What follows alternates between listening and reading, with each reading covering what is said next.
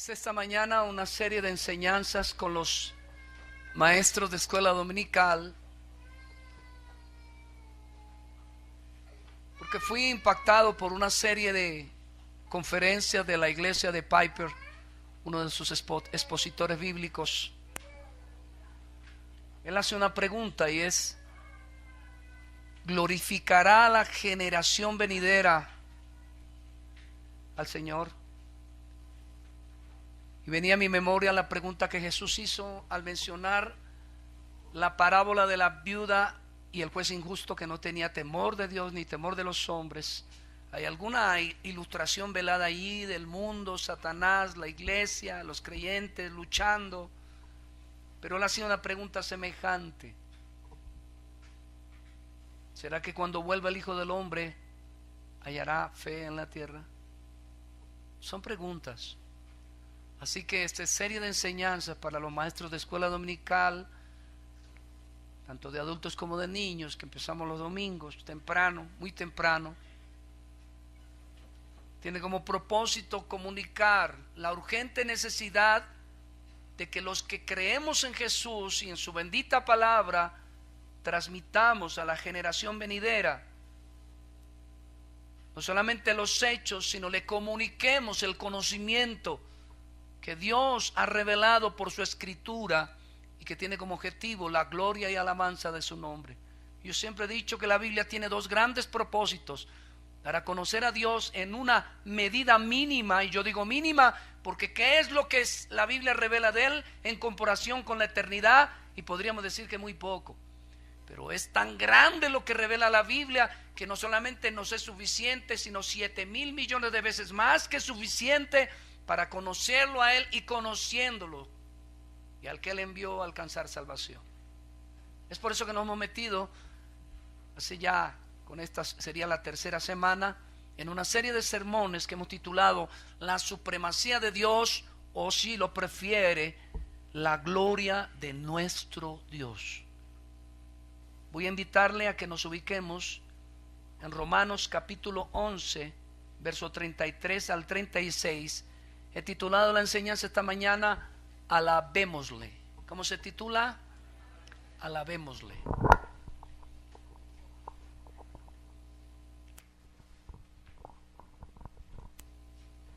Noten que ustedes a manera de introducción a la predicación leyeron el Salmo 148. ¿Cuál es la palabra clave de ese salmo? Alábenle las estrellas, alábenle los ángeles, alábenle el sol, la luna, las piedras, todo alabe a Dios.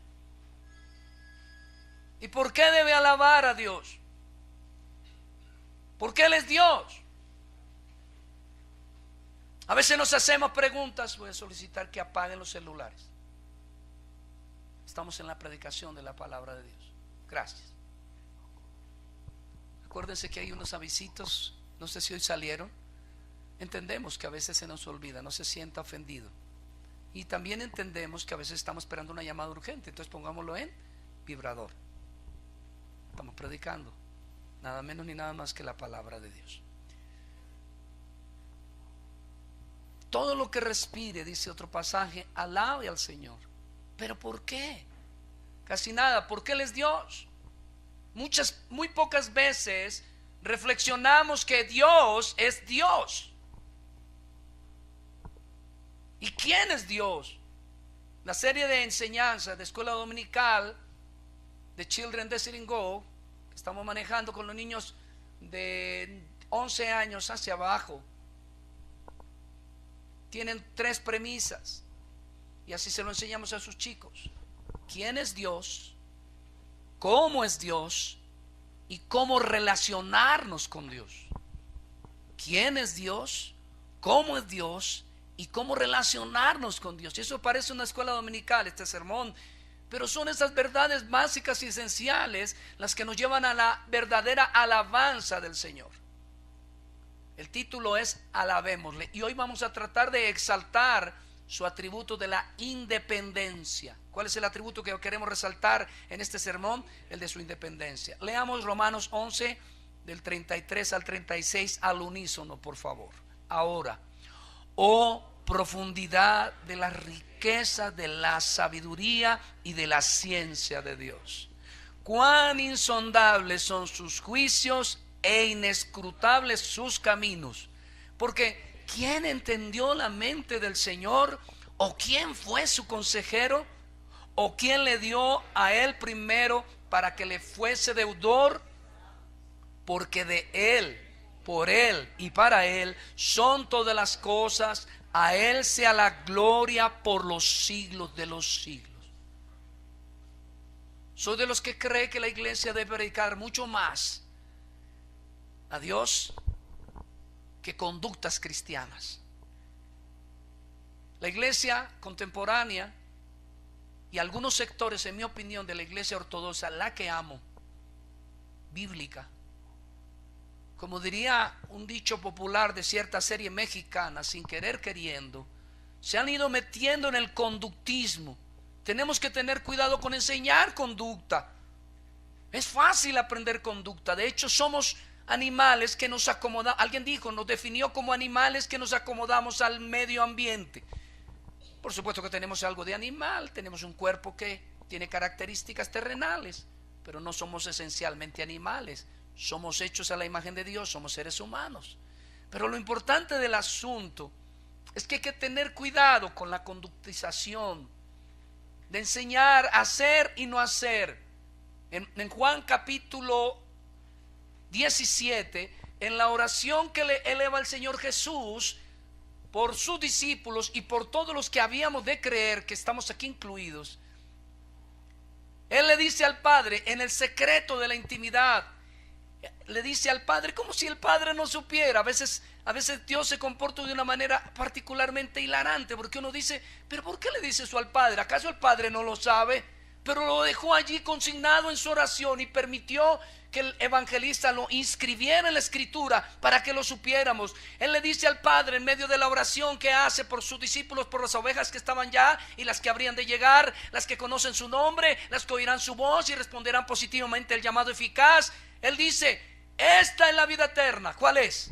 Que te conozcan a ti y al que tú has enviado. Así que la esencia de la vida eterna no son reglas y conductas. Gandhi interpretó de esa manera la Biblia y desechó lo esencial. Él nunca quiso aceptar que un hombre hubiera muerto por otros. Él no aceptó en lo esencial que Cristo fuese Dios, y tomó en cambio el Sermón del Monte como una matriz de conducta y trató de enseñarlo en la India. Pero los cristianos tenemos que entender que Dios no nos dio una norma de conducta que podamos cumplir, porque no son normas que se pueden cumplir, a no ser de que la naturaleza que recibamos esté dispuesta, esté hecha de tal manera que por naturaleza tendamos a hacer el bien. Bien, cuando el necio dice en su corazón no hay Dios, no está negando absolutamente su existencia. Recuerdan que el primer sermón de esta serie, ¿cuál fue? La existencia de Dios. Se titulaba ¿hay Dios? Y la segunda hablamos de la necesidad, que fue la semana pasada, de conocer a quién, a Dios. El hombre necesita, de vida o de muerte, conocer a Dios. Y que algunos cristianos, como Jesús le dijo a Juan, no saben, no conocen al Dios que le pertenece. Porque eso fue lo que le dijo a Juan cuando pidió que lloviera fuego. Le dijo, Juan, tú no sabes a qué espíritu le perteneces, no conoce a Dios. Quizá no hay duda que Juan ya era creyente, pero no entendía la necesidad de que la iglesia sepa que su tarea desde ahora y para siempre será conocer a quién, a Dios. Siempre nos sorprenderá. Siempre habrá algo nuevo que aprender de Dios en la eternidad, y 7000 eternidades más serán insuficientes para conocer la plenitud de Dios. Y dije que cuando el necio dice en su corazón no hay Dios, no está negando absolutamente su existencia, sino que ese orgullo inoculado por el maligno en el alma humana está queriendo decir no hay Dios fuera de mí. Su engaño consiste en creerse autoexistente. El necio cree que existe por sí mismo.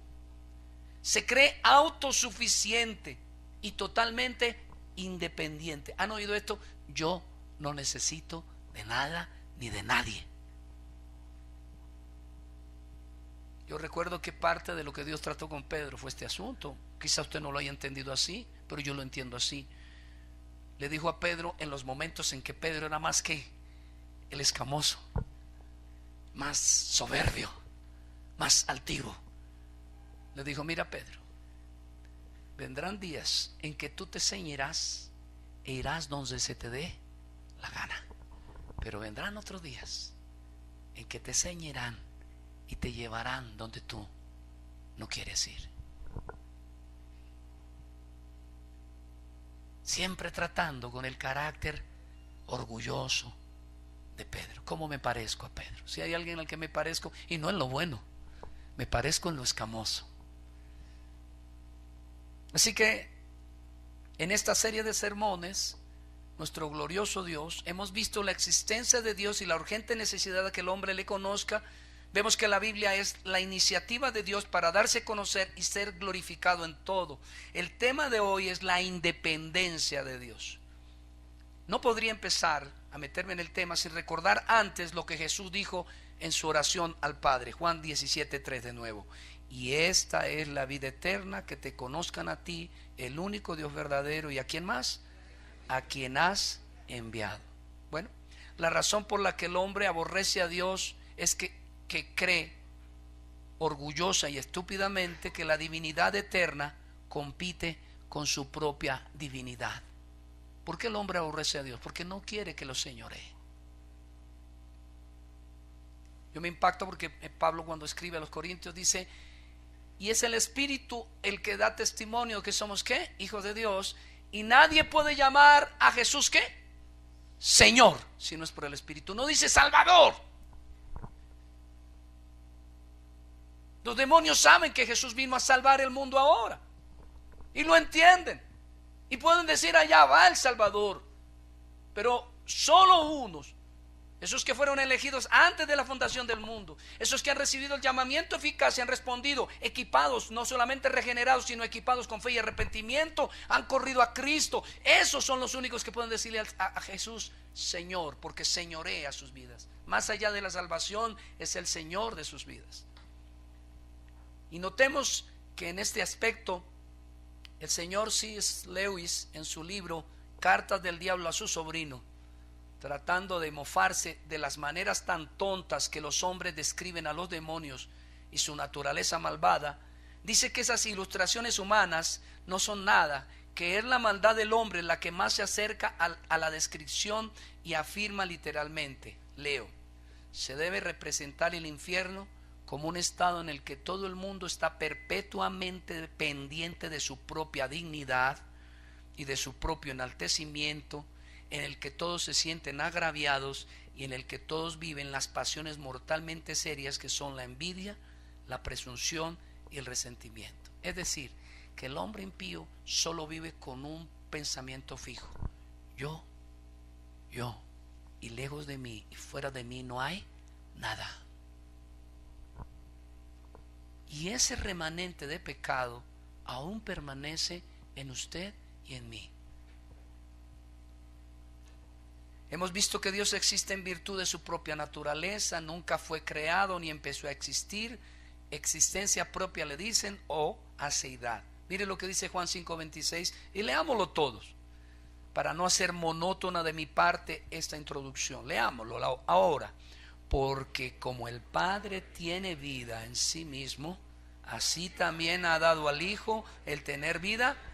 ¿Usted alcanza a entender eso? Recuerdan que la semana antepasada y pasada reflexionamos en palabras que nos dejan totalmente innubilados.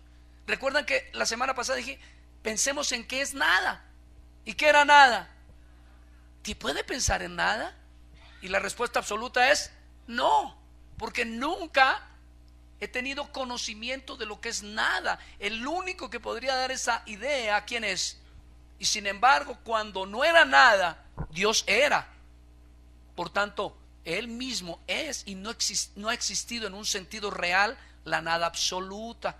Eso suena como una cosa loca de lo que está diciendo el predicador, pero es que Dios quiere que meditemos en sus perfecciones y que meditando en ellas le exaltemos, le glorifiquemos y le alabemos y no perdamos la perspectiva. Sí, somos hijos de Dios según la fe en Cristo, pero aún somos hechura suya, oveja de su prado. Él es el Señor, nosotros somos los sirvientes, Él es el Padre y nosotros somos los hijos, y le debemos honra, gloria y honor a Él. Y eso lo tendemos a perder. A veces sabemos demasiado. Ya tenemos un Dios intelectual de bolsillo, de biblioteca, tenemos tanto conocimiento teológico, entre comillas, pero no lo conocemos a Él. Y la vida eterna no es conocer la doctrina de la salvación, ni la doctrina de la antropológica del origen del hombre, ni conocer las doctrinas de la gracia, el calvinismo, sino que la vida eterna es conocerlo a Él. Eso es lo que indica la Escritura. Dios es el origen de todas las cosas, Génesis 1:1. Noten usted que en la Biblia no dice había un Dios y este Dios creó, ¿cierto? Sino que dice en el principio, ¿qué? ¿Por qué? Por 3 razones, lo vimos en el primer sermón. Porque en primer lugar, el que está escribiendo las cartas, el Pentateuco, ¿quién es? Moisés. Así que él sabe de la existencia de Dios. Pero en segundo lugar, la Biblia nos afirma en diferentes partes que hay un testimonio en todo ser humano. El hombre cayó en pecado y no perdió toda la imagen de Dios. Perdió parte de la imagen, trastocó y pervirtió la imagen, pero no la perdió absolutamente. El hombre sigue siendo inteligente, el hombre sigue teniendo afectos, el hombre sigue teniendo voluntad, y esos son reflejos claros de la imagen de Dios. Así que el hombre tiene un testimonio interno de la existencia de Dios. Por eso usted va a cualquier lugar, por alejado que esté de la civilización, e encuentra a la gente alabando un palo, alabando lo que sea. La razón es porque como no quisieron tener en cuenta a Dios, que dice la Biblia, Dios los entregó una mente reprobada y terminaron adorando la criatura antes que el Creador.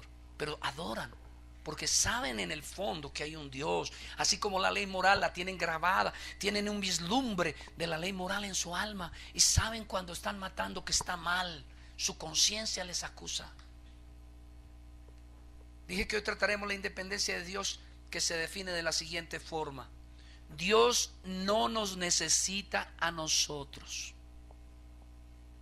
ni a nada del resto de la creación. Yo quiero que piensen eso.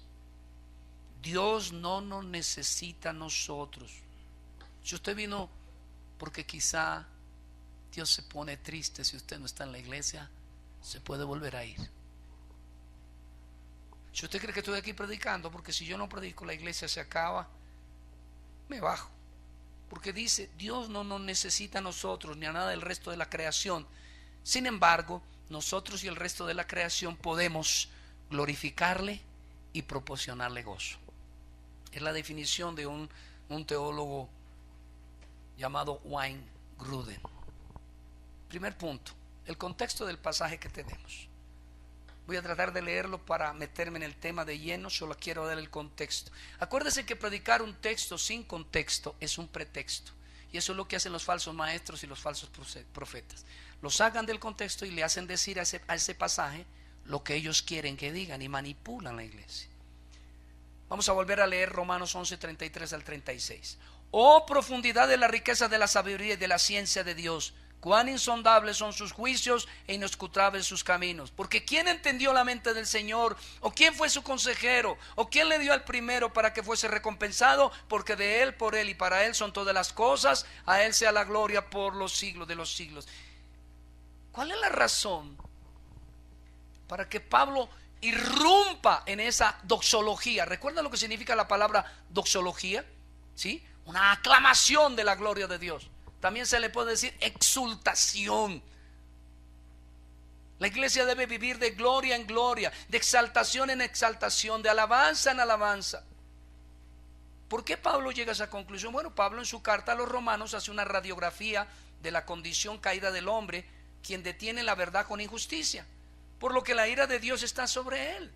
Él muestra que no hay uno bueno, ni gentiles, ni judíos, ni cristianos, porque a veces nos hacemos la idea que somos buenos, pero en Romanos capítulo 3 Pablo dice, y nosotros somos mejores en ninguna manera.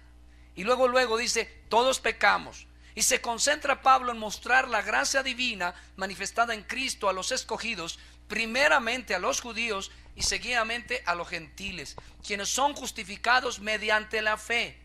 Que si bien es cierto, ser judío fue en su momento un privilegio, pues recibieron la ley y la promulgación de la misma, el ser verdadero israelita no obedece a un linaje de sangre, sino a un linaje de fe. Es decir, no por ser hijo de Abraham en la carne son herederos de la gloria venidera, sino que lo son los hijos de la fe de Abraham, judíos y gentiles. Esto era un misterio escondido desde antes de los siglos, que ni siquiera pasó por la mente judía, quienes se consideraban, por cierto, únicos escogidos debido a su raza. Y oyen con sorpresa que la generación que crucificó a Jesús, en su mayoría, como la que vagó por el desierto 40 años, se perdió por su endurecimiento, y que esto fue parte del plan divino a fin de dar entrada al pacto a los gentiles. Pablo advierte que tal misterio no debe ser motivo de arrogancia para los creyentes gentiles, esto es, nosotros. Mire lo que dice en Romanos 11:25. Leamos. Porque no quiero, hermanos, que ignoréis este misterio, para que no seáis ¿qué? Para que no seáis ¿qué? Para que no seáis ¿qué?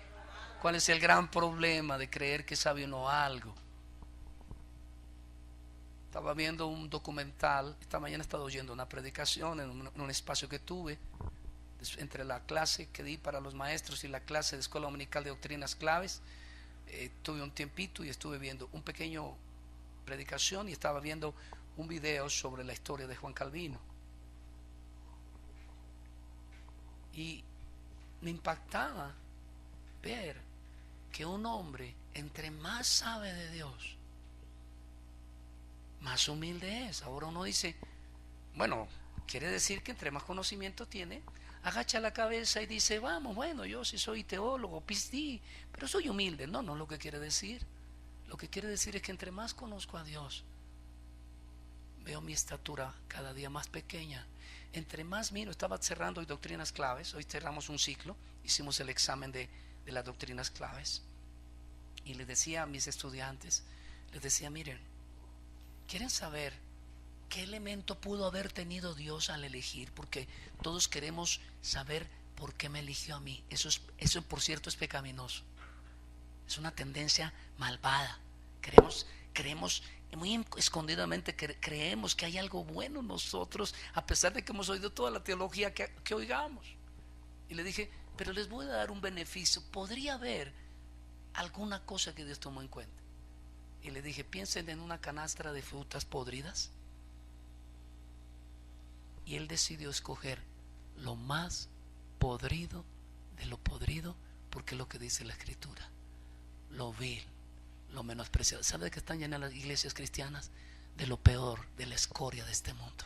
Solo que ahora redimidos, nacidos de nuevo y proclamadores de la gracia que proviene del Evangelio de Cristo.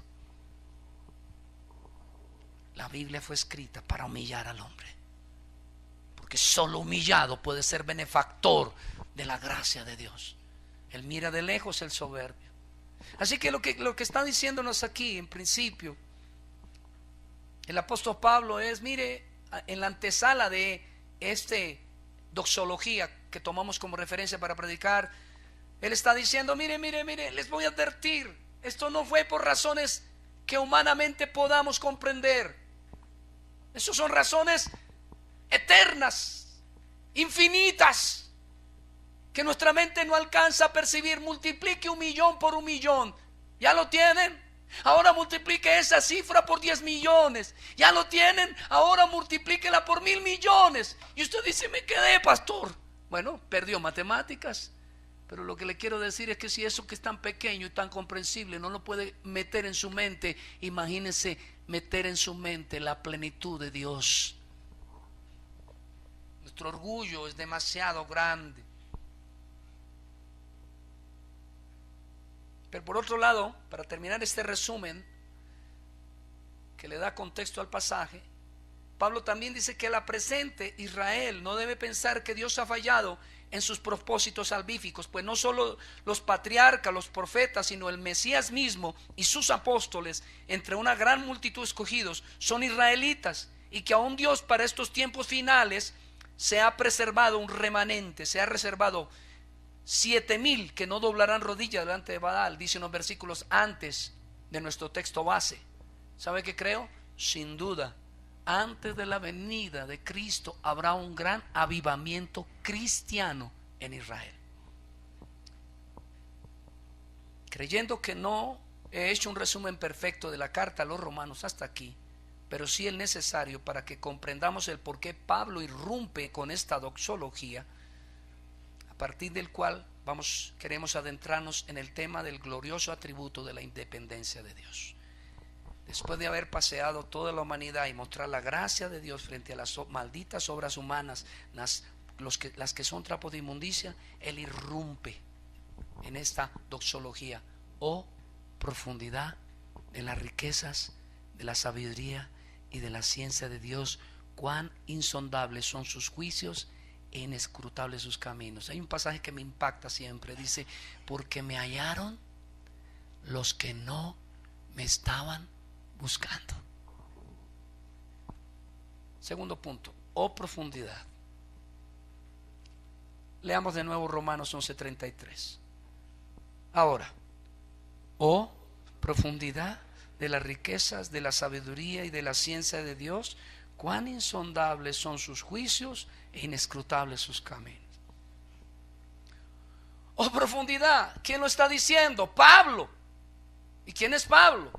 Si yo vengo y leo algo glorioso y digo, oh profundidad, ustedes dirán, pero pastor, usted es un señor con algunos añitos de cristianismo, algo de teología y ha rasguñado algo la teología. Es comprensible que usted no entienda, pero Pablo había estado en el tercer cielo. Eso es lo que dice una de las cartas a los Corintios. Él estuvo en el tercer cielo. Él dice, si en el espíritu, no lo sé, si en el cuerpo, no lo sé, pero estuve en el cielo y vi cosas inefables que me fueron vedado proclamarle a ustedes. Es decir, le prohibió el Señor hablarle de esas cosas a los hombres. ¿Por qué? Por la misma razón con la que Jesús le dice a Nicodemo, si te hablo cosas terrenales y quedas plop, como condorito, cada vez que le decían algo raro, plop, al piso. ¿Cómo sería si te hablara de cosas celestiales? Y cuando nos adentramos en el conocimiento de Dios, ni siquiera estamos hablando de cosas celestiales, estamos hablando de la gloriosa persona de nuestro Hacedor y Salvador. Y adentrarse allí requiere no solamente una profunda humildad, sino una profunda reverencia y profundo respeto. Oh profundidad, Pablo, dije, fue hasta el tercer cielo, y sin embargo mire cómo exclama. Las palabras aquí, en este contexto de este verso, son tan misteriosas para nuestra mente como la misma expresión del verso. Mire, si usted mira con cuidado, la primera palabra que aparece extraña son insondables. ¿Qué es insondable?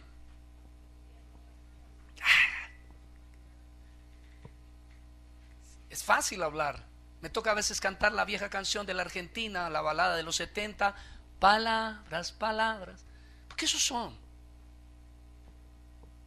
La palabra en griego, ni siquiera la puedo leer bien, anexerudnetos, significa no examinado. ¿Qué dije?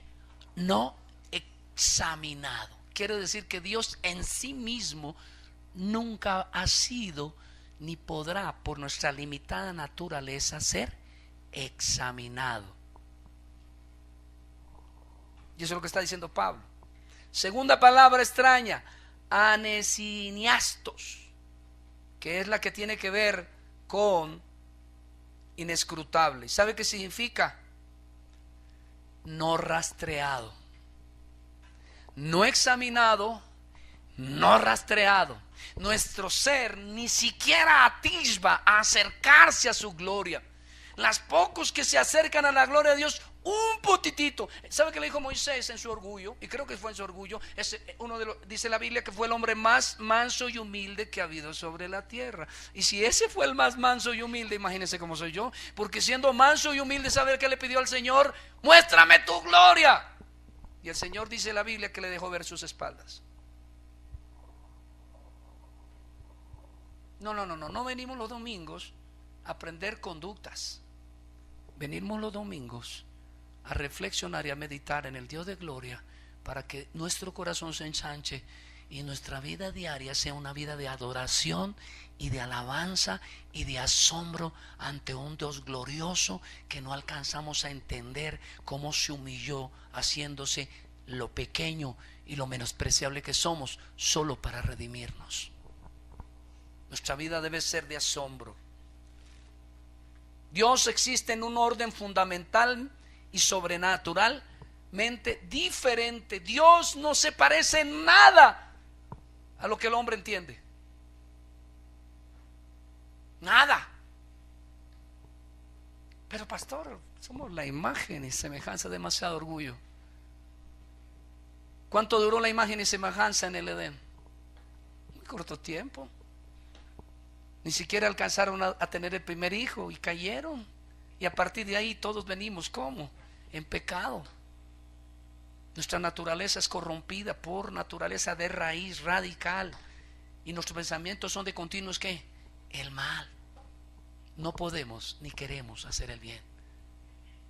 Y Pablo, siendo cristiano, nos mete en esta dicotomía. Romanos capítulo 7. El mal que no quiero, eso hago. ¿Quién no quiere? ¿El impío? No, el cristiano. Aún el cristiano. ¿Cuántos de ustedes pecaron esta semana? Levanten la mano. ¿Cuántos incluso hoy pecaron? Así que lo que tenemos que entender es que cuando nos vamos a referir a la alabanza y la adoración a Dios, es un ser absolutamente puro. A veces hablamos con ligereza. Dios es santo, santo, santo. ¿Usted entiende qué es eso? Señor, confieso que no entiendo. Explícame. Job dijo, de oídas. Y dijo, más, me parece un poco soberbio el asunto. Dice, más ahora. Seguramente lo vio. Si la Biblia dice en otro pasaje que nadie ha visto a Dios, porque el que lo vea perecerá. Así que también está usando una figura literaria para decir, entiendo ahora un poco mejor lo que tú eres, aunque no lo entiendo todo.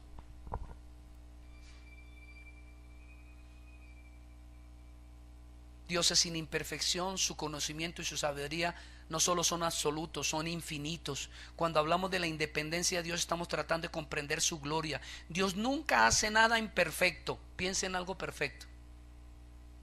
Y Dios nunca hace nada imperfecto. Y nunca es, nunca. Anoche murió la mamá del pastor Luchi, la suegra. Y hace 20 días, un mes, exactamente un mes, en el mismo día, murió la mamá del pastor Luchi, juntas de cáncer. Cuando he ido en estos últimos 3 meses a 6 funerales, ¿sabe qué veo en los ojos de la mayoría de la gente? Reprensión contra un Dios que no conocen y acusación de que es un Dios injusto. ¿Cómo pudo un mecánico? Fue uno de los funerales que fui, un señor mecánico que invocaba el nombre de Cristo, según entiendo, se mete debajo de un carro, se le cae el gato y lo mata. Eso suena ¿a qué? A injusto. Pero la Biblia me dice que como yo no entiendo la profundidad de Dios, solo sé una cosa, que Dios no hace nada imperfecto ni injusto. Él es absolutamente justo y perfecto. ¿Qué dice el salmista?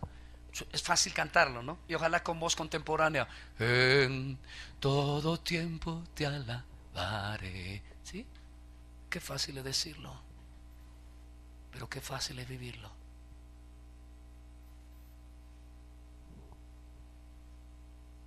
Dice nos enseña la Escritura que Dios no hace nada imperfecto. Dios nunca se equivoca. ¿Cuándo? Nunca. Dios nunca se equivoca, siempre elige para sus propósitos lo mejor de lo mejor. Hay gente que dice, pero ¿cómo, para qué mató a su hijo? ¿Por qué no nos perdonaba ella? Porque Dios escogió lo mejor de lo mejor. Es el plan perfecto, no había uno mejor. Si Dios no lo hizo es porque no hay nada mejor. Lo que está haciendo con su vida es lo mejor. pero me he humillado, he perdido todo, me siento desgraciado, estoy en el piso. Él te tiene allí porque ese es el lugar donde mejor puedes estar. Porque previa a la caída está la altivez y previa a la honra está la humillación. Y Dios nos humilla para que humillándonos podamos ser exaltados a su tiempo. Juan 17:24, Padre, aquellos que me has dado, quiero que donde yo estoy también ellos estén conmigo, para que vean mi gloria que me has dado, porque me has amado desde antes de la fundación del mundo. Esta gloria es la misma que Cristo posee y omitió temporalmente por nosotros al humillarse haciéndose hombre. Entienda esto, hermano, para terminar este punto. Somos criaturas y Él es creador. Hay un pasaje que nos humilla mucho, Romanos 9. ¿Alguna vez se ha encontrado diciendo: Señor, me parece que me has tratado injustamente? Levante la mano si alguna vez lo experimento. Mi pecado me empuja a ello. ¿Y qué dice el Romanos 9? ¿Y quién eres tú, pedazo de barro? Mire cómo nos dice: ¿quién eres tú, pedazo de barro, para que contiendas con tu hacedor? Con razón dijo en un pasaje paralelo, hablando del conocimiento de Dios: callad y conoced que yo soy Dios. Nuestra bocota nos impide conocer al Dios de gloria.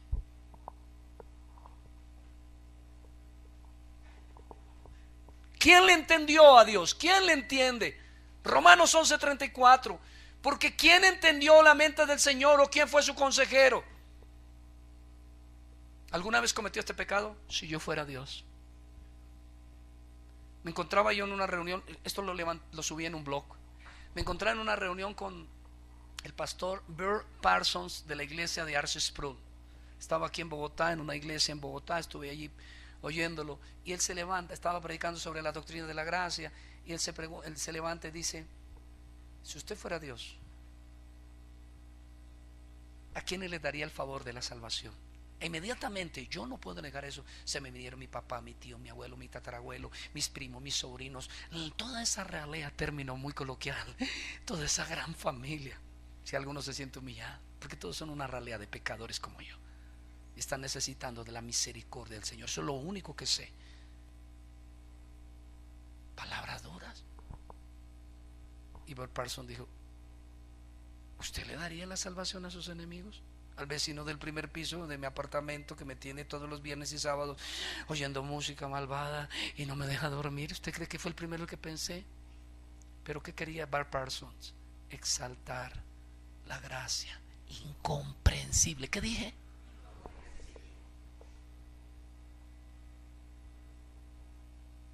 Por ahí había una canción de cierto hombre que hoy en día tiene que reevaluar su doctrina. Creo que empezó bien, pero se ha alejado.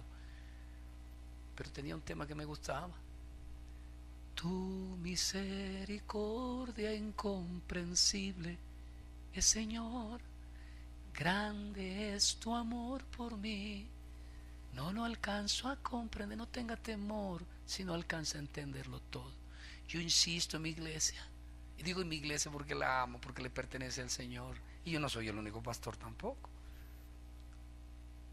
Dios no espera que usted todo lo entienda, pero sí espera que todo lo crea. Si está en la escritura, tómalo como la verdad de Dios.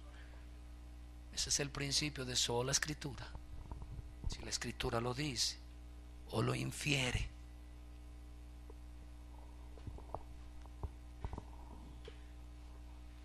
Dijimos que Dios es independiente. Él no necesitó de nuestro consejo para decretar, para elegir, para crear, para redimir.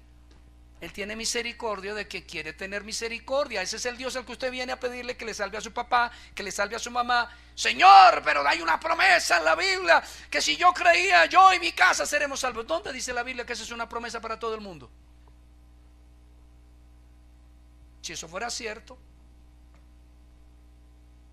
Dios tendría nietos. Pero para que se cumpla la doctrina de la elección, Dios a este elige para salvación y a aquel deja en justa condenación. Y de una misma matriz, de dos creyentes, ¿quiénes eran? ¿Quiénes eran? De una misma matriz habían dos, y uno fue elegido para salvación y el otro fue aborrecido. Término Si usted lo quiere fuerte, pero quiere dar a entender que no fue objeto de la gracia salvífica del Señor. No nos gusta esa doctrina. Me gusta más que Dios murió por todos y que así sea a través del purgatorio y el Domini Minisco y tome este pellizco, todos se van a ir al cielo. Pero eso es falso, eso no es bíblico. ¿Quién entendió a Dios? Le dijo a Job, Job se la pasó peleando los primeros, no recuerdo si los primeros 29 capítulos. Y si yo tuviera la oportunidad de hablar con Dios, espere y verá, si yo pudiera hablar cara a cara con Él, defendería mi causa. ¿No se parece a nosotros? Y se apareció Dios y le dijo, ¿quieres hablar conmigo? Que vamos a hablar. Tú me vas a oír primero porque yo soy Dios, y luego tú me vas a hablar a mí porque yo soy Jehová tu Dios. Y le habló. ¿Dónde estabas tú cuando yo creé el mundo? ¿Dónde estabas tú cuando hice los cielos y la tierra? ¿Dónde estabas tú cuando creé a Leviatán? ¿Eres tú capaz de hacer que las piedras te alaben? Yo soy capaz de hacer que las piedras se conviertan en adoradores. Lo dijo en la boca de Jesús. ¿Y cómo quedó Job? Como usted y yo estamos. Dios quiere una iglesia humilde y no una iglesia estúpidamente jactanciosa porque conoce 5 o 10 puntos de la doctrina, o porque se presume reformada. Pablo dijo, si alguno dice que sabe algo, es un tonto, porque todavía no sabe lo que debiera saber. ¿Y qué es lo que debemos saber? Que Dios es Dios, que es soberano, que hizo lo que quiso y lo sigue haciendo y lo seguirá haciendo, y que todo es en Él, por Él y para Él, y a Él sea la gloria por los siglos de los siglos.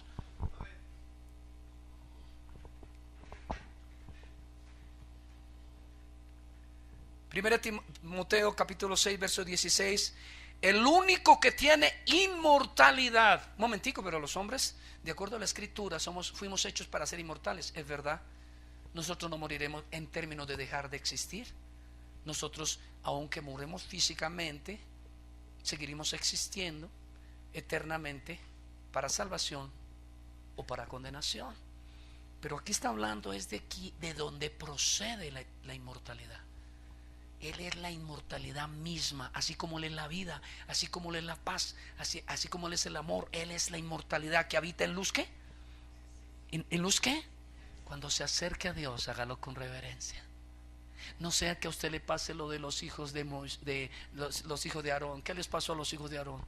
Que se acercaron a Él presentando un ensoberbecido incienso. Porque cuando no se acerca uno a Él, como Él indica que uno debe acercarse, es objeto de su enojo y de su ira. Vosotros oraréis así: Padre nuestro que estás en los cielos, santificado sea tu nombre. No menos que eso. Ver al Dios de otra manera, degradarlo siquiera una micra de lo que presumimos que la Biblia revela que es Él, es pecar contra el mismo Señor. ¿Puede su mente concebir la inmortalidad en un mundo de violencia y muerte, en este valle de sombra y de muerte? Antes bien, ¿no le teme usted a la muerte? Mire, cada vez que voy a predicarle en un funeral, miro y digo, aquí estaré yo un día, pero no sabe usted cuánto miedo tengo. Pastor, pero si usted es cristiano, ¿dónde está su fe? Dice el autor de los Hebreos en el capítulo 2 que esta fue la razón por la que Cristo se hizo hombre, murió y resucitó, para liberar a los que estaban con el imperio de la muerte, y por naturaleza le tenían temor a la muerte. El hombre sin Cristo le tiene temor a la muerte, no temor a Dios. Los cristianos hemos perdido en un sentido el temor a la muerte, y ahora tenemos un único temor que nos garantiza vida eterna: temor de Dios. Por eso Pablo dijo, vivir es Cristo. Siempre me impactó, yo cuando estoy en República Dominicana, Jan Piper está contando algo de su testimonio cuando le descubrieron el cáncer en la próstata, y luego ha pasado un tiempo, si mal no recuerdo, usted quizá pueda corregir eso de los tiempos, pero lo importante es que dice esto, que una mujer que estaba muriendo en su iglesia, llevaba de miembro como 30 años en su iglesia, se le acercó y le dijo, Pastor Piper, gracias por prepararme desde hace 30 años para morir. Esa es su realidad. Tarde que temprano le va a dar cuentas a su hacedor, y más le vale que no olvide que quizá sea esta misma noche. ¿No fue lo que le dijo Jesús a un rico necio que se la pasaba guardando y guardando y guardando? ¿Qué sabes tú si esta misma noche Dios te llama a cuentas? Por eso, mientras haya vida y esperanza, Jesús dijo: hoy es el día. Dios busca adoradores, no es mañana. Mire lo que dice Job, versículo 35 y 7. Capítulo 35, verso 7. Si fueras justo, ¿qué le darás a él? ¿O qué recibirá de tu mano? Al hombre como tú dañará tu impiedad, y al Hijo del hombre aprovechará tu justicia. La independencia de Dios con respecto de todo lo creado y por crear es absoluta, tan absoluta que nuestras acciones justas o impías no le añaden ni le quitan nada a Él. No le hace usted un favor cuando no peca, porque a veces tenemos esa idea: yo le hago un favor si no peco, yo le hago un favor si me congrego, yo le hago un favor si leo la Biblia, yo le hago un favor si predico la palabra. Pero eso no está en la Escritura, y eso es lo que está diciendo este pasaje. Es para su provecho y no el de Dios. Si arrepentido viene Cristo, gloria a Dios por usted, pero no le hace ningún favor a Dios. Mire lo que dice Lucas 17:10. Así también vosotros, cuando hayáis hecho todo lo que os ha sido ordenado, decid ¿qué? Dígalo conmigo: siervos inútiles somos, pues lo que debía ser hicimos. ¿Qué nos está diciendo? Aún lo mejor que pudiéramos hacer nos hace ver inútiles delante de su gloria, de su poder y de su sabiduría. Quinto punto: ¿quién le prestó a Dios? Porque estamos hablando de su independencia. Él no tiene dependencia en los hombres. Y en Romanos 11:35 Pablo no lo permite ilustrar. Él dice: ¿o quién le dio a él primero para que le fuese recompensado? En otra versión dice: ¿quién le prestó a Dios para que él tuviera que pagarle? Pónganse de pie los que dicen: Dios me debe. Recuerde, Dios no tiene necesidades. Él es autosuficiente y totalmente independiente. Nosotros somos absolutamente dependientes. Mire lo que dice Hechos 17, 24 y 25. El Dios que hizo el mundo y todas las cosas que en él hay, siendo Señor del cielo y de la tierra, no habita en templos hechos por manos ¿qué? Ni es honrado por manos ¿de quién? Como si necesitase de algo, pues Él es quien da vida a todos y aliento a todas las cosas. Mire, hermano, no se vaya del templo hoy sin recordar: Dios no necesita nada de usted. Voy a botar la Biblia, bótela. Voy a darle la espalda porque no me ha respondido a mis horas. Hágalo. No le quitará ni un ápice microscópico a la gloria de Dios. Quiero verlo en la Biblia. Jesús va, multiplica panes y peces, las multitudes lo persiguen, lo que le gusta a los predicadores contemporáneos, los mercachifles del evangelio: poder, números y dinero. Le siguen multitudes y él las rechaza. ¿Por qué? Ustedes me siguen porque les di de comer y les di de beber, no por mis señales. Y de repente dice la Biblia en Juan, que capítulo 6, que él les empezó a expresar lo que significaba ser cristiano o ser salvo: comer de mi cuerpo y beber de mi sangre. Y yo le digo: cosa terrible es tu palabra. Y desde entonces muchos discípulos volvieron atrás. Así que se quedó con un remanente pequeño. Si yo me quedo con la mitad de vosotros, yo no le digo nada más de ahí para adelante. No dice que se me vayan, pero él se devuelve y le dice: ustedes también me van a dejar. ¿Y por qué les dice eso? ¿Será que si Pedro y todos los discípulos que estaban ahí lo hubieran dejado, él dejaría de ser Dios? No. Dejó ir al joven rico. ¿Por qué? ¿Quién perdió? Venga con la convicción hoy de que el congregarse es vital para su vida, que el meditar en la palabra de Dios, el vivir una vida piadosa, como lo empezamos ayer el grupo de caballeros en la tarde y el grupo de damas, y nos gozamos. El tema central: ejercítate para la piedad. Al que le conviene el ejercicio espiritual es a usted y no a Dios. Dios es independiente. El mismo Señor, a fin de no permitir confusiones perversas en este punto, como si Él necesitase algo, mire lo que dice en el Salmo 50 del 10 al 12. Porque mía es que la bestia del bosque y los millares de animales en los collados, conozco a todas las aves de los montes y todo lo que se mueve en los campos. ¿Qué? Y si yo tuviese hambre, no te lo diría a ti, porque mío es el mundo y su plenitud. Déjame mostrarle una diferencia entre su Dios y usted. Dios no tiene ninguna necesidad. Él es autosuficiente. Pero usted es una mata, término muy bogotano, de necesidades. Lo necesita para vivir, lo necesita para respirar, lo necesita para estar saludable, lo necesita para comer, lo necesita para tener luz mental, lo necesita para tener buenas relaciones, porque hallarás gracia delante de Dios y delante de los hombres, lo necesita para tu relación con tu esposa, lo necesitas para educar a tus hijos, lo necesitas absolutamente para todo. ¿Y por qué entonces usted no viene al templo con esa actitud de espíritu? Vamos a alabar al Señor. No estoy diciendo que levante las manos.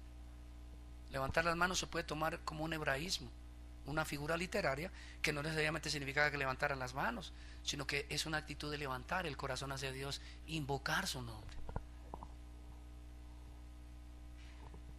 Voy a pedir, en favor, levante las manos todos los que hoy tienen necesidades y que urgen que Dios les responda para suplirlas. Esos somos, y Él es Dios. ¿Qué tiene usted, pobre criatura, paupérrima criatura, miserable criatura, diría Charles Spurgeon, que no haya recibido de la mano de Dios? 1 Corintios 4:7. Mire lo que dice Pablo. Le dice a sus detractores, porque en Corinto habían muchos enemigos de Pablo, por su evangelio, por su sencillez, por la gracia. No gustaban, les gustaban los títulos, los nombres, les gustaban que los aplaudieran, les gustaban la honra humana, que los reconocieran, pero Pablo huía de eso. Y para tratar de humillarlos a fin de que fueran bendecidos, porque el que se humilla será exaltado, les dice: porque ¿quién te distingue? ¿O qué tienes que no hayas recibido? Y si lo recibiste, ¿por qué te glorías como si no lo hubieras recibido? Todo lo que usted es y todo lo que tiene se lo debe al Señor. ¿Lo quiera aceptar o no? Ese es el punto. Hay un proverbio que dice que el que da al pobre a Dios le presta. ¿Es deudor suyo Dios? ¿No era su obligación justa darle al pobre? Pero a veces cogemos ese proverbio: Señor, acuérdate. ¿No fue el pecado de Job? ¿No fue el pecado de Job? ¿No es lo que manipulan los predicadores de la prosperidad? Hermano, dele y reclámele, eche 100 millones aquí y recibirá 300, como si de fuera deudor. Nosotros tenemos que entender que la teología del deudor es una teología falsa. Si Dios le debemos algo a Dios, entonces no fue por gracia, y la gracia es un regalo. Dios no nos está cobrando nada, no se deje engañar. Dios murió en la cruz por pura gracia, pero espera que usted lo entienda y lo conozca y lo alabe. La iglesia es deudora de alabanza y de gloria al Señor. Job 41:11. ¿Quién me ha dado primero? Le pregunta el Señor a Job, para que yo le restituya. ¿Quién me ha prestado para que yo le devuelva? Todo lo que hay. ¿Dónde? ¿De dónde? ¿Debajo de cuál cielo? Bueno, algunos dicen puede ser el primero, el segundo, el tercero. Yo digo que todo, pero en términos mucho más terrenales, todo lo que está bajo las nubes, mejor dicho, debajo del cielo, el globo terráqueo le pertenece a Dios. Y eso lo incluye a usted, su casa, sus hijos, su padre, su madre. Todo le pertenece a Dios. Y cuando Él venga le va a preguntar: ¿qué hiciste con lo que yo te otorgué? A eso le llaman mayordomía bíblica. ¿Cómo administra lo que Dios le ha regalado? Sus dones, sus talentos, su fuerza. Muchos piensan que Dios les debe algo. Así, por ejemplo, hay gente que dice: ¿pero por qué le quitaste la vida si tú... Dios le debe la vida a alguien. Dios le debe la vida a alguien. Dios le debe la salud a usted. Entonces, ¿por qué está saludable? Por gracia. Y por eso cuando llega aquí tiene que alabarlo y bendecirlo, honrarlo, porque no mereciéndolo le ha dado salud.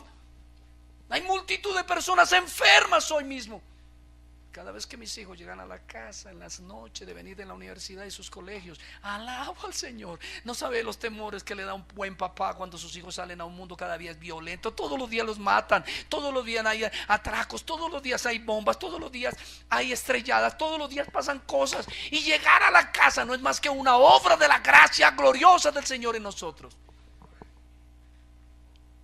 Si lo viéramos de esa manera. Otros más atolondrados que en qué puede darle algo a Dios. Incienso. Algunos predicadores dicen ayuna para el Señor. Él mismo pregunta a través de Isaías y Zacarías: cuando tú ayunas, ¿para quién ayunas? Y cuando tú comes, ¿para quién comes? Ya sé. Señor, ¿te gustó? Pero no es la estupidez que se oye desde los púlpitos.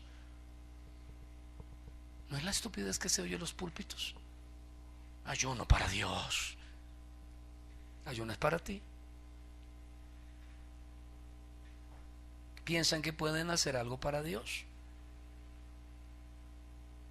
Veladoras, flores, fotos, tantas cosas. Pero lo más grave, ¿por qué creen que le pueden dar algo a Dios? Porque se consideran buenos, se consideran ricos y que no necesitan de Dios y su misericordia. A estos Cristo mismo les dice en Apocalipsis 3:17, mire lo que los dice: porque tú dices, y quizá hay alguno de esos acá, y espero que si está, el corazón por la gracia le sea transformado en ese corazón de pedernal por uno de carne. Mire lo que dice: porque tú dices, yo soy rico y me he enriquecido y de ninguna cosa tengo necesidad, y no sabes que tú eres un desventurado, miserable, pobre, ciego. ¿Sabe qué somos? Miserables, ciegos. No, pero esa palabra es para allá, para la iglesia, de la mega iglesia de Pedro Pérez. Para todo el que se ensoberbezca y se enorgullezca. Yo cada vez que leo esta palabra digo: si yo dependiera más de ti, si yo te buscara más, probaría, mostraría en mí mismo, en mi propio corazón, mi necesidad de ti. Pero ¿cuántas veces salimos y ni siquiera tenemos un devocional? ¿Por qué luchamos en esta iglesia? Porque hagan sus devocionales, cuando no debiera ser así. Debería salir por naturaleza. Quinto y último punto, y aquí quiero ir cerrando. Alabémosle, porque ese es el tema central. Romanos 11:36, porque de Él y por Él y para Él, ¿qué? Así, a Él sea la gloria por los siglos de los siglos. La gloria de Dios va desde la eternidad hasta la eternidad. Él ha sido y será Dios para siempre. Ni su maldad ni su incredulidad le podrán cambiar. Mira lo que dice el salmista, Salmo 92: antes que naciesen los montes y formase la tierra y el mundo, desde el siglo y hasta el siglo, tú eres Dios. Y la determinación de salvar, haciéndose hombre, llevando a la cruz los pecados de ciertos pecadores, que son millares de millares, los que creen, se dio lugar en la independiente eternidad de Dios, cuando el tiempo humano no era. Es por ello que Cristo exclama, Juan 17:5: ahora pues, Padre, glorifícame al lado tuyo con aquella gloria que tuve contigo antes de que el mundo fuese. La gloria de Dios no se merma por la incredulidad humana. Isaías 43:7: todos los llamados de mi nombre, para la gloria mía los he creado, los formé y los hice. ¿Sabe para qué lo creó Dios a usted? Para la gloria de Él, para que lo alabe, para que lo exalte, para que se goce en su presencia. Apocalipsis 4:11: Señor, digno eres de recibir la gloria y la honra y el poder, porque tú creaste todas las cosas y por tu voluntad existe y fueron creadas. Ese es el destino de los que hemos sido lavados con la sangre del Cordero. Efesios 1: en Él asimismo tuvimos herencia, habiendo sido predestinados conforme al propósito del que hace todas las cosas, según el consejo del pastor de la iglesia, comunidad cristiana, reedificando. ¿Según el consejo de quién? El designio de su voluntad, a fin de que seamos, ¿para qué? para la alabanza de su gloria, nosotros los que primeramente esperamos en Cristo. Por tanto, alabémosle, hermano. En la clase de maestros yo les decía, ¿cómo le transmitiremos a una generación la fe? Y como dice el Salmo 78, para que aprendan a confiar en Dios. Como dice el Salmo 145, alábenle de generación en generación. ¿Por cómo lograr eso? Si la iglesia no vive una vida de alabanza, y no hablo de la alabanza meramente de cantar, sino de una continua exaltación de su nombre, por cuanto reconoce la iglesia que todo lo que es y lo que será se lo debe al Señor. Mire lo que dice, por favor, Isaías 62, 3 al 5. Y serás corona de gloria en la mano de Jehová, y diadema del reino en la mano del Dios tuyo. Nunca más te llamarán desamparada, ni tu tierra se dirá más desolada, sino que será llamada Siva, y tu tierra Beula, porque el amor de Jehová estará en ti, y tu tierra será desposada. Pues como el joven se desposa con la virgen, se desposará contigo tus hijos, y con el gozo del esposo con la esposa, así se gozará contigo el Dios tuyo. Cuando venimos a alabarle, Él viene y se goza con nosotros. Cuando le adoramos, Él se deleita en nosotros. Y si no le adoráramos, Él no pierde nada. Pero se deleita en hacer el bien, se deleita en bendecir a su pueblo, se goza en beneficiarnos con su gracia. Nehemías, en el capítulo 9, verso 6, dice: tú solo eres Jehová, tú hiciste los cielos y los cielos de los cielos, con todo su ejército, la tierra y todo lo que está en ella, los mares y todo lo que hay en ellos, y tú vivificas todas las cosas, y los ejércitos de los cielos, ¿qué? Te adoran. Terminemos con una reflexión de la lectura de un salmo. Póngase de pie y abra el Salmo 148. Salmo 148. Mire lo que dice la palabra. Quiero que lo leamos todo, completo. Porque la Biblia dice en Apocalipsis: dichosos los que leen, los que oyen y guardan la palabra. El solo hecho de leerla nos lleva a pensar y meditar en ella y guardarla y poner en obra. Salmo 148:1. Vamos a leer todos a una voz. Alabad a Jehová desde los cielos, alabadle en las alturas, alabadle vosotros todos sus ángeles, alabadle vosotros todos sus ejércitos, alabadle sol y luna, alabadle vosotras todas lucientes estrellas, alabadle cielos de los cielos y las aguas que están sobre los cielos. Alábenle el nombre de Jehová, porque Él mandó y fueron creados. Los hizo ser eternamente y para siempre. Les puso ley que no será quebrantada. Alabad a Jehová desde la tierra, los monstruos marinos y todos los abismos, el fuego y el granizo, la nieve y el vapor, el viento de tempestad que ejecuta su palabra, los montes y todos los collados, el árbol de fruto y todos los cedros, la bestia y todo animal, reptiles y volátiles, los reyes de la tierra y todos los pueblos, los príncipes y todos los jueces de la tierra, los jóvenes y también las doncellas, los ancianos y quién más, los niños. Alaben el nombre de Jehová, porque su nombre es enaltecido, su gloria es sobre tierra y cielos. Pero sobre todo, miren lo que dice el siguiente verso: Él ha exaltado el poderío de su pueblo. Alábenle en todos sus santos, los hijos de Israel, el pueblo a Él cercano.